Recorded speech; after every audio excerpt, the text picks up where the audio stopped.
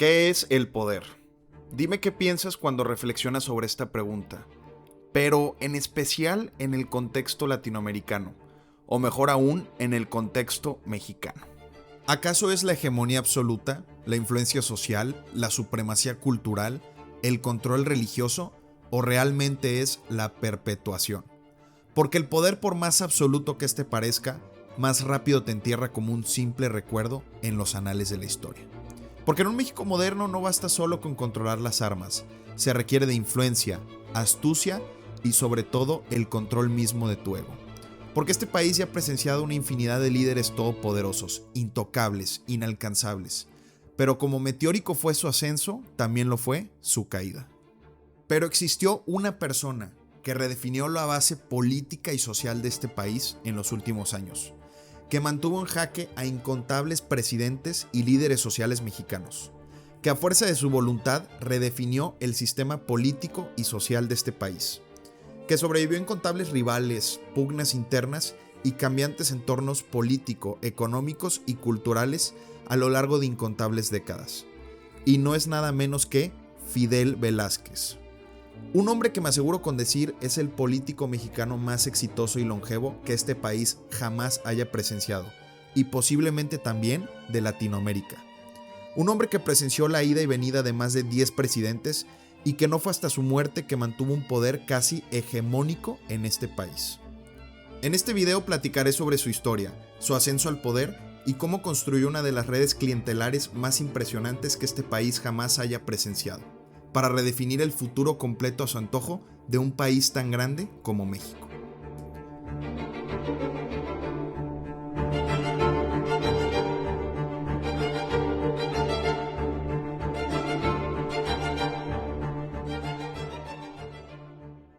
Fidel Velázquez nació en 1900, hijo de una familia de campo en un poblado de Villa Nicolás Romero.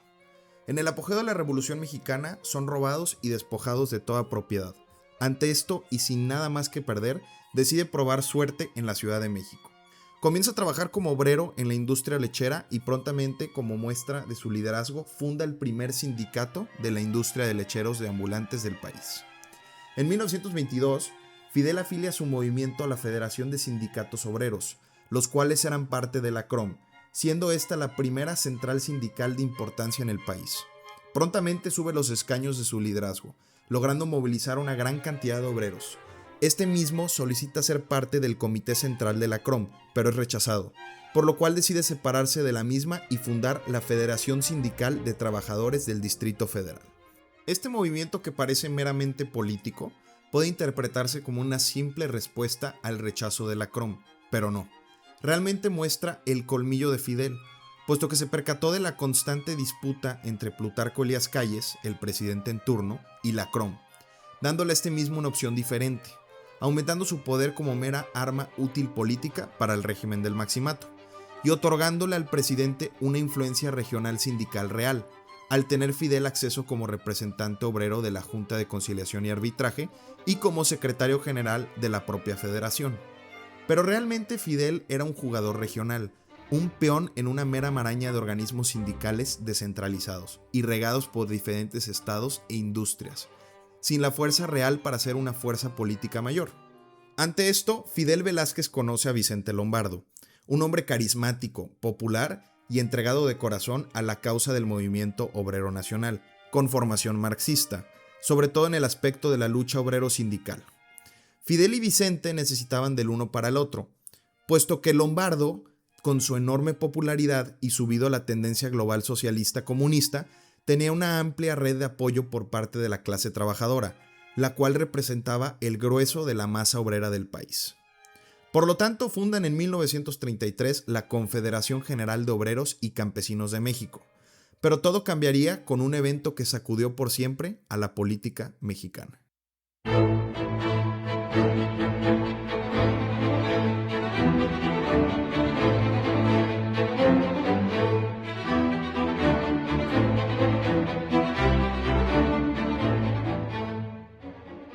Año 1934. Lázaro Cárdenas toma el poder en México y con él se avecina un cambio radical en política social, pero no es independiente. está bajo el control político y militar de Plutarco Elías Calles, el cual prontamente se convirtió en su mayor rival, pero esto cambiaría rápidamente. Para lograr vencer la influencia en el poder de Calles, y por su ideología nacionalista revolucionaria, Lázaro Cárdenas toma la decisión de empoderar a dos grupos de la sociedad mexicana, para poder contender contra los grupos de poder de Calles.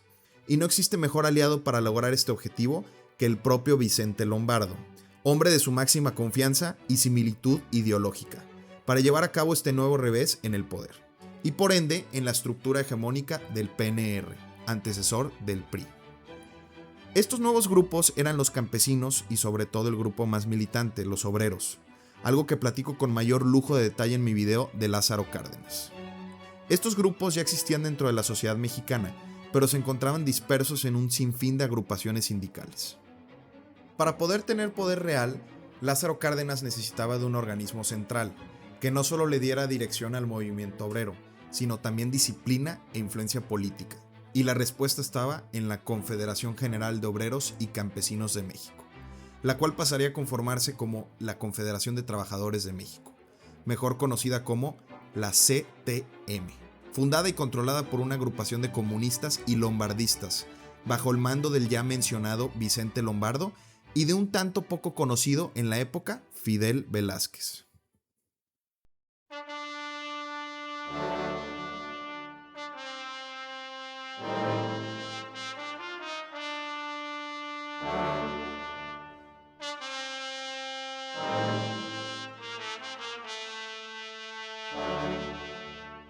Pero pausa. Volvamos a la pregunta inicial sobre el poder.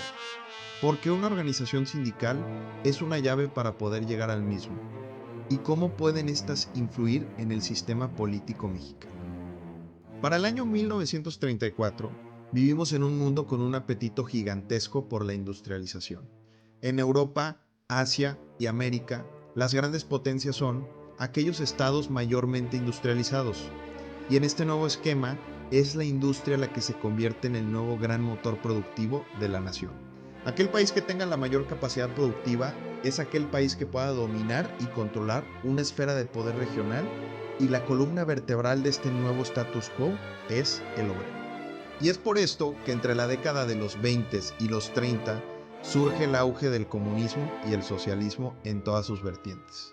Ante un sistema global que choca profundamente por una transición de monarquías coloniales a gobiernos seculares y dictatoriales, que empoderan y militarizan a la masa obrera para obtener el poder en distintos estados como Alemania, Italia y la Unión Soviética. Pero los obreros en lo individual no tienen poder, ya que sin disciplina y organización no pueden mantener una lucha social o política efectiva. Y es aquí donde entran los sindicatos, los cuales en especial en México y alentados por Lázaro Cárdenas, comienzan a convertirse en una verdadera fuerza de poder para la masa obrera en el país. Los sindicatos militarizan políticamente a los obreros. Este poder les permite llevar su lucha a una escala con impacto político y social. Son por ende la herramienta de lucha de los obreros, y en un entorno mundial y nacional, donde la industria se convierte en la llave para llegar al poder, la riqueza y el progreso social, el control de los sindicatos te da el mayor de los poderes indirectos en la política de un estado. Y si todavía no comprendes la magnitud de estas afirmaciones, pronto sabrás en la continuación de esta historia el impacto en términos de poder que tiene esta afirmación.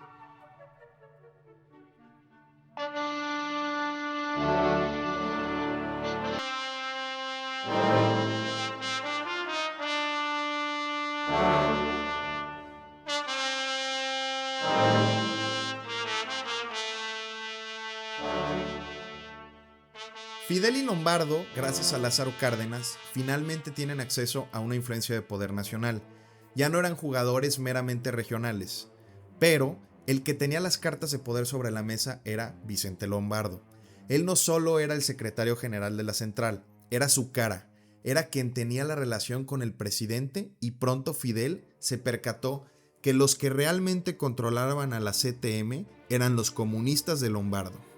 Los lobitos, la facción de Fidel, a pesar de ser miembros fundadores y tener cierto nivel de poder, carecían del control real sobre la misma.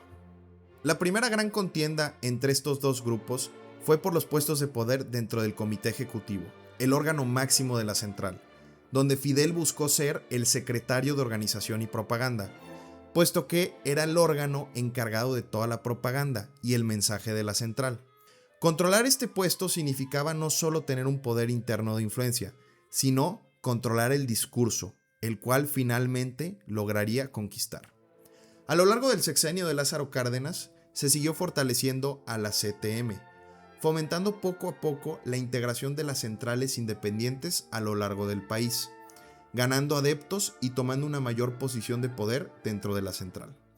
Fidel sabía que no podía competir contra la popularidad y carisma de Lombardo.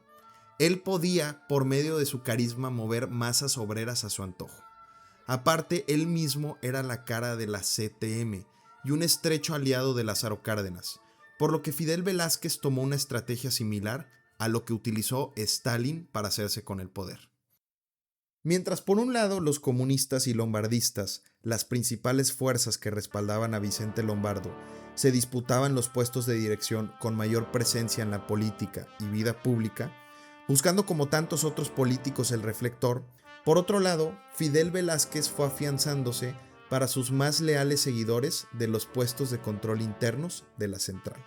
Él no se preocupaba por ser la cara del movimiento, sino lograr controlarlo.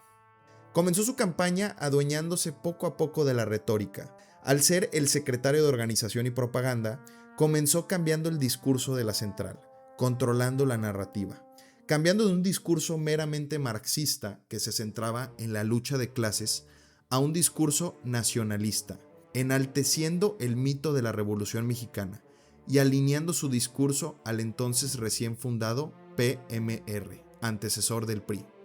Por otro lado, comenzó a cambiar la estructura de la central, centralizando las decisiones en el Comité Nacional, del cual formaba parte, y diseñando las directrices nacionales de todos los comités estatales y regionales. Prontamente Fidel fue quien desde la sombra logró incorporar a su grupo denominado Los Cinco Lobitos en el Comité Nacional, y por ende colocando él mismo a dirigentes leales en sindicatos y federaciones clave, dominando poco a poco toda la maquinaria sindical de la CTM. En 1940, con la salida de Lázaro Cárdenas del poder y la entrada de Manuel Ávila Camacho a la presidencia, empieza a cambiar el discurso. Camacho realiza una reestructura del partido, convirtiendo al PMR en el PRI, finalizando su icónica estructura corporativa y revolucionaria que envisionó Lázaro Cárdenas, la cual prontamente entraría en un conflicto con la visión social comunista de Vicente Lombardo. Manuel Ávila Camacho, utilizando como excusa la Segunda Guerra Mundial, llamó a la unidad nacional. Necesitaba de una estructura política más sólida. Para esto debía de tener control de la masa obrero-campesina, y encontró un aliado perfecto en Fidel Velázquez, el cual ya estaba modelando la CTM bajo la visión revolucionaria y corporativa del PRI, además de alinearse por completo a la política de unidad nacional, representando un sindicalismo disciplinado y cooperativo con el Estado. En 1941 se celebra el segundo Congreso Nacional de la CTM, donde gracias al apoyo mismo de Manuel Ávila Camacho y su extensa red de aliados en las distintas centrales y sindicatos, lograron una aplastante victoria en las elecciones de la CTM, poniendo en el poder a Fidel Velázquez. El primer paso para afianzar su poder, sin confrontar directamente a Lombardo, fue la depuración de extremistas. Por medio del mensaje de disciplina, comenzaron las primeras purgas de los agitadores. Se eliminaron las famosas huelgas locas y se estableció un control burocrático del aparato sindical, eliminando disidencias con la excusa de ser necesario para la unión nacional, y afianzando una alianza con el propio PRI, postulando miembros de la CTM en candidaturas para diputaciones y senadurías a partir de 1943. Fidel sabía que la CTM no solo era una agrupación sindical, sino un arma de poder política de vital importancia para el país, porque de hacerse realidad su visión, tenía la capacidad completa de paralizar a gran parte de la capacidad productiva del país. Un solo llamamiento a una huelga generalizada, solo uno, podía poner en jaque a cualquier presidente mexicano. Pero Fidel no ambicionaba ser un nuevo presidente. Él sabía que el poder real estaba en el control desde las sombras. Y entre más poder y control acumulaba, entre más sindicatos, agrupaciones y grupos estaban bajo su control, más se convertía en un arma muy peligrosa para cualquier político con ambiciones en el país. Y más peligroso se convertía para el PRI.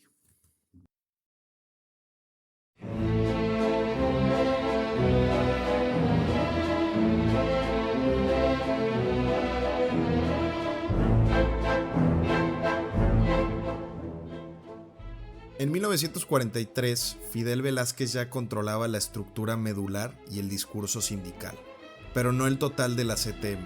Esto daría un giro de 180 grados con la llegada al poder de Miguel Alemán. Al término de la Segunda Guerra Mundial y en respuesta a la nueva reorganización política global, el PRI toma como eje principal de la política nacional la industrialización completa del país, a lo cual el partido encuentra un nuevo aliado clave en la CTM, firmando en abril de 1945 el Pacto Obrero Industrial, donde se estableció una alianza del capital con el trabajo y el Estado para impulsar la industrialización nacional. Esto se haría evidente con Miguel Alemán, que sobre todas las cosas quería lograr este objetivo, así como impulsar una política anticomunista y antisocialista en el país.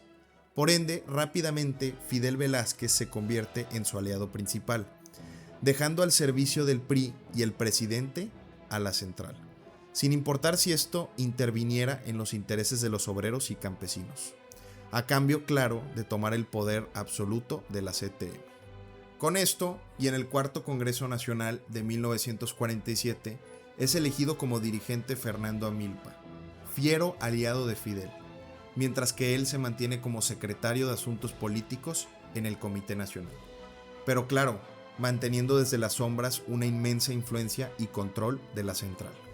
Es en este momento donde en conjunto realizan la expulsión de todos los grupos comunistas y lombardistas de la CTM, incluyendo al mismo Lombardo, que cada vez contaba con una visión más antagónica del PRI.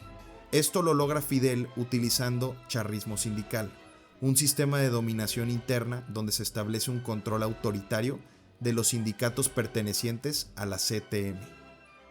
Resuelta la purga interna y aprovechando que tenía todo el apoyo del presidente y el partido, el siguiente paso era consolidar su poder total a nivel nacional, y no a un nivel político, sino a un nivel sindical, el cual era su instrumento de presión y poder ante el PRI.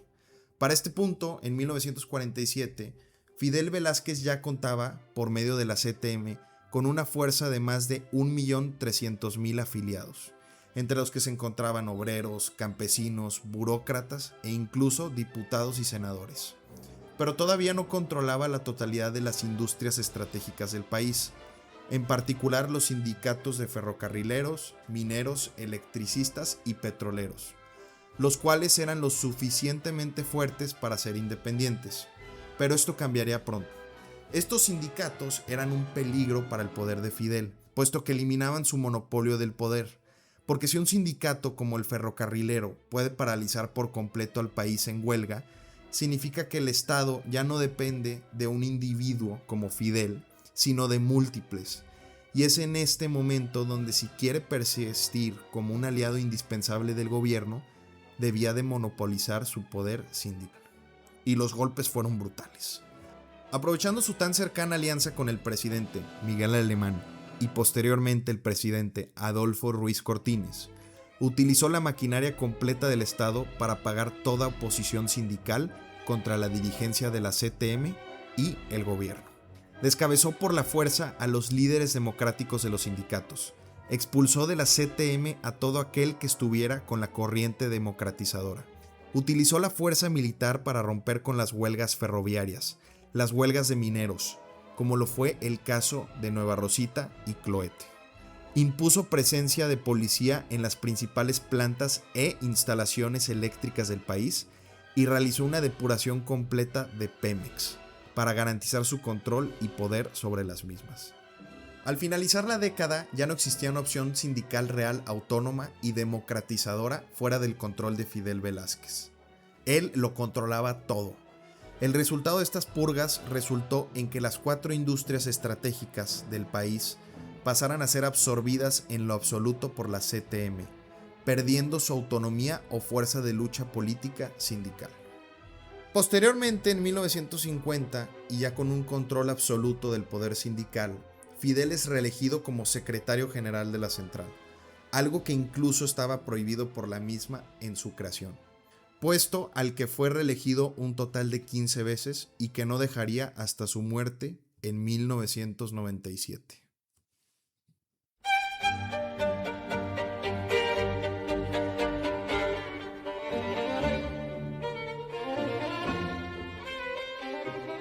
Llegados a este punto, volvamos a la afirmación de la introducción de este video. ¿Por qué me aseguro con decir que Fidel Velázquez, máximo secretario de la central, es, en mi opinión, el político mexicano más exitoso y longevo que este país jamás haya presenciado?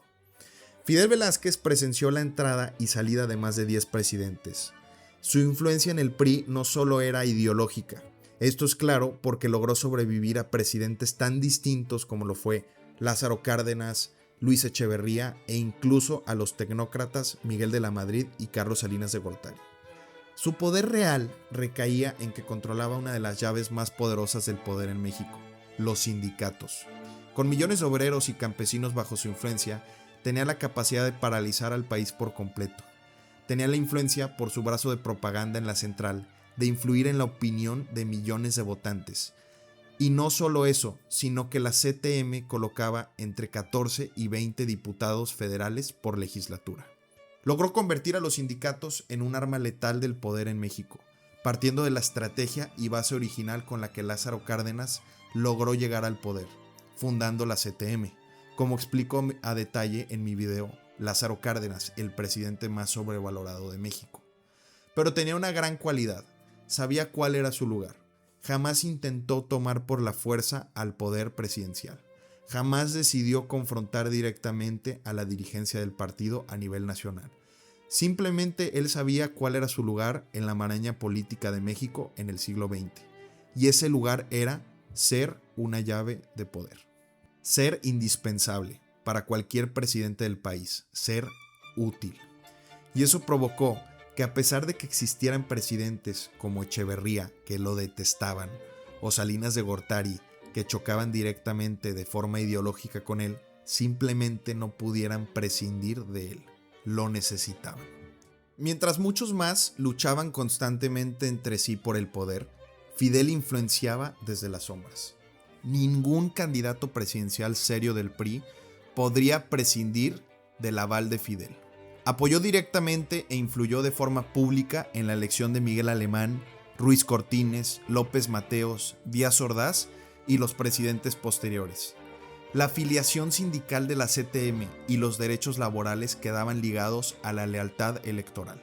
La CTM funcionaba como una maquinaria de votos controlados para el partido. Esto fue tan evidente que el propio Fidel dijo: quien no votara por el PRI saldría de la CTM. Aunque por sí solo no decidía al presidente, su veto era altamente peligroso. Él opinaba, presionaba e incluso manipulaba. Por eso los candidatos buscaban su visto bueno. Los mismos presidentes negociaban con él y el PRI siempre se cuidaba de no enfrentarlo. Y Fidel Velázquez nunca persiguió un poder mayor. Siempre fue brutalmente claro con su lealtad política. Él mismo mencionó: prefería la disolución de la central obrera antes que aceptar un gobierno de oposición. Como mencionaba el libro Historia de la CTM, Fidel Velázquez fue un gran elector informal del PRI. No decidía la sucesión presidencial, pero su control del sector obrero y su capacidad de garantizar estabilidad lo convirtieron en un actor clave en la elección y consolidación de los presidentes priistas. Fidel fue el arquitecto práctico del sindicalismo corporativo al más estilo priista del Estado postrevolucionario. Garantizó la estabilidad política y económica del país, permitió bajo su poder el desarrollo estabilizador del país, la expansión industrial e incluso la transición neoliberal del mismo. Un sistema sindical obrero que funcionó mientras él vivía en el poder, pero que colapsó poco después. Fidel fue por excelencia el político más longevo y poderoso en la historia de México. una figura clave que logró llevar a México en sus distintas transformaciones a lo largo del siglo XX.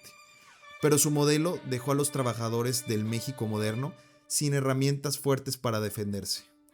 Cuando Fidel Velázquez murió en 1997, no solo terminó una vida, terminó una forma de ejercer el poder en México. Durante décadas, su presencia había sido constante, silenciosa y determinante.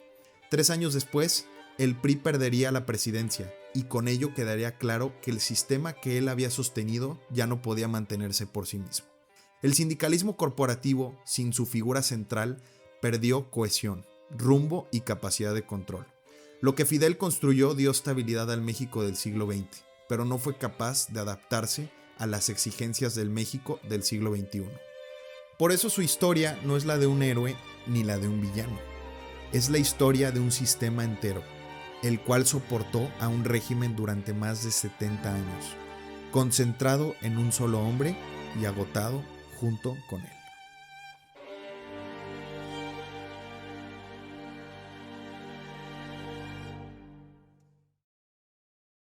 Ya cerrando este video, quiero contarles la inspiración personal del mismo. Este video fue inspirado al ver la serie documental de La Crónica del Fin, que es una breve historia de los últimos años del PRI y cómo cayó este régimen político en México.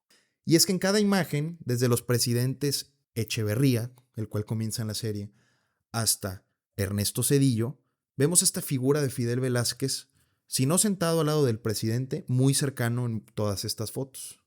Y eso inspiró mucho este video, puesto que no hay muchas personas en la actualidad que conozcan a este personaje y la influencia que tuvo en México. Ya para cerrar, quiero agradecer enormemente y recomendarles el libro de la historia de la CTM, una historia que comienza desde 1936 hasta el 2006. Este libro fue escrito por distintos catedráticos de la UNAM y coordinado por Javier Águila García, y promovido, claro, por la Facultad de Ciencias Políticas y Sociales, el Instituto de Investigaciones Sociales y la Facultad de Economía. Una lectura obligatoria si quieres aprender más de la CTM. Y por último, me despido. Muchas gracias por escucharme.